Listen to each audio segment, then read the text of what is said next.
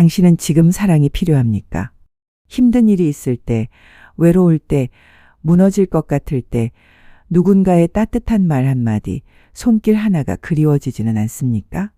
혹시 당신도 사랑 같은 건 이제 필요 없어 라고 생각하면서도 마음 한구석에서는 여전히 누군가의 온기를 바라고 있지는 않습니까? 한 여성이 있었습니다. 남편과 40년 넘게 살았습니다. 특별히 로맨틱한 결혼 생활은 아니었습니다. 그냥 평범하게 살았습니다. 아침에 일어나서 밥하고 아이들 학교 보내고 집안일하고 저녁 준비하고 남편은 일하러 나갔다가 저녁에 돌아왔습니다. 가끔 싸우기도 했고 가끔 화해하기도 했습니다. 그냥 그렇게 살았습니다. 어느 날 남편이 아팠습니다. 병원에 입원했습니다. 그녀는 매일 병원에 갔습니다. 힘들었습니다. 집에서 병원까지 1시간이 걸렸습니다. 그런데 이상하게도 가지 않을 수가 없었습니다. 어느 날 문득 생각했습니다. 나는 왜 이렇게까지 하고 있지? 40년을 살았는데 이게 뭐지? 그런데 답은 간단했습니다. 그냥 그 사람이 거기 있으니까. 혼자 있으면 외로울 것 같으니까. 그게 사랑이었습니다. 20세기 독일의 막스 실러는 바로 이것을 말하려 했던 사람입니다. 실러는 1874년 독일에서 태어났습니다. 철학자였고 평생 인간의 감정, 특히 사랑을 연구했습니다. 실러가 발견한 것은 무엇이었을까요? 첫째, 실러는 사랑이 단순한 감정이 아니라고 말했습니다. 사랑은 존재 전체를 끌어올리는 하나의 힘입니다. 대부분의 사람들은 사랑을 기분이나 느낌으로 생각합니다. 좋은 감정, 따뜻한 느낌. 그런데 실러는 말합니다. 아니라고요. 사랑은 그보다 훨씬 더 깊은 것이라고요. 실러는 사랑을 운동이라고 불렀습니다. 영혼의 운동입니다. 사랑은 우리 영혼을 더 높은 곳으로 끌어올리는 운동입니다. 무슨 뜻일까요? 실러는 인간 경험을 여러 가지의 층위로 나누어 설명했습니다. 가장 낮은 층위는 감각적 쾌락입니다. 맛있는 음식, 편한 잠, 따뜻한 방. 그 다음은 생명의 가치입니다. 건강, 힘. 그 다음은 정신의 가치입니다. 진리, 아름다움. 그리고 가장 높은 층위는 성스러움의 가치입니다. 사랑, 헌신. 실러는 말합니다. 인간은 낮은 가치에서 높은 가치로 끌어올려지는 존재라고요. 그리고 그 끌어올리는 힘이 바로 사랑이라고요. 그 여성을 봅시다. 처음엔 병원 가는 게 힘들었습니다. 피곤하고 귀찮고 짜증났습니다. 낮은 가치에 있었습니다. 그런데 남편을 보살피면서 뭔가가 바뀌었습니다. 더 이상 귀찮지 않았습니다. 오히려 의미 있게 느껴졌습니다. 그녀는 끌어올려진 겁니다. 더 높은 가치로요. 실러는 말합니다.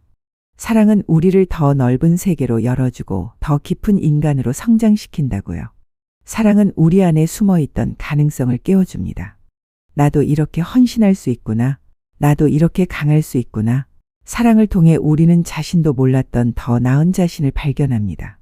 그래서 사랑은 단순한 감정이 아니라 인간의 영혼을 위로하고 이끄는 가장 높은 행위입니다.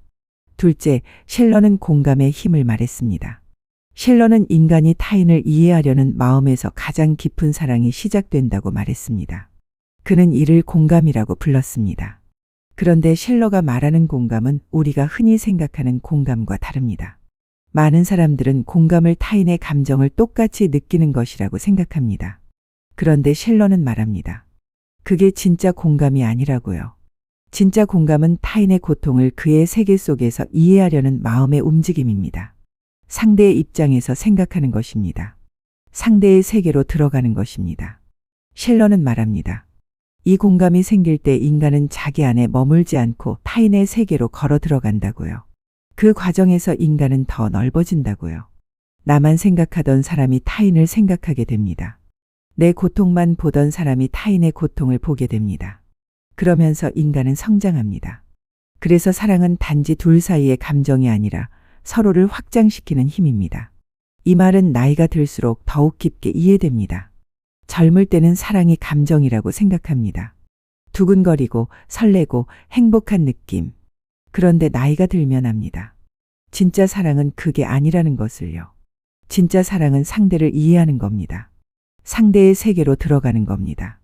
상대가 왜 그렇게 행동하는지, 왜 그렇게 말하는지 이해하려고 노력하는 겁니다. 그리고 그 이해 속에서 우리는 함께 성장합니다.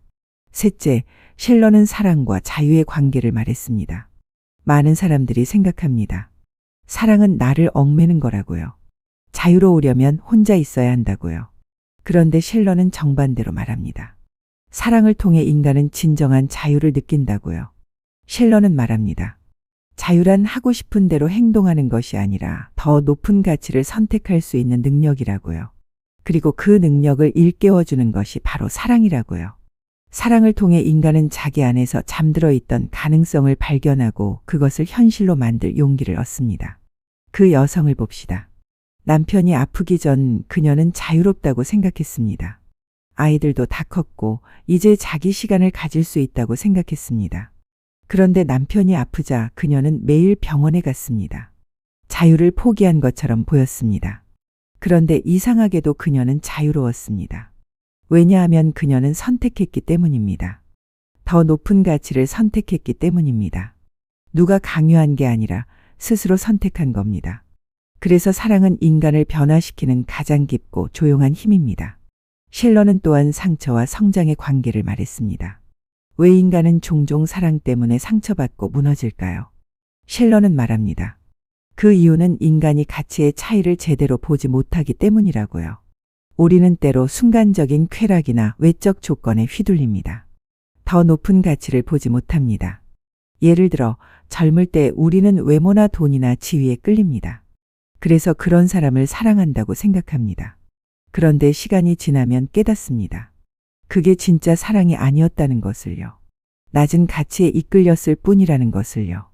그래서 상처받습니다. 그런데 실러는 말합니다.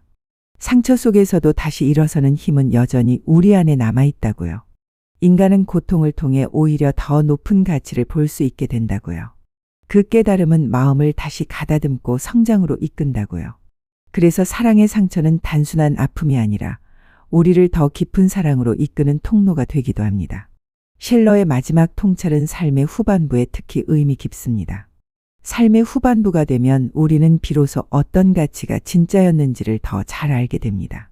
명예도 돈도 인정도 지나고 나면 결국 남는 것은 마음의 따뜻함, 함께했던 시간, 서로를 이해하려 했던 노력들입니다.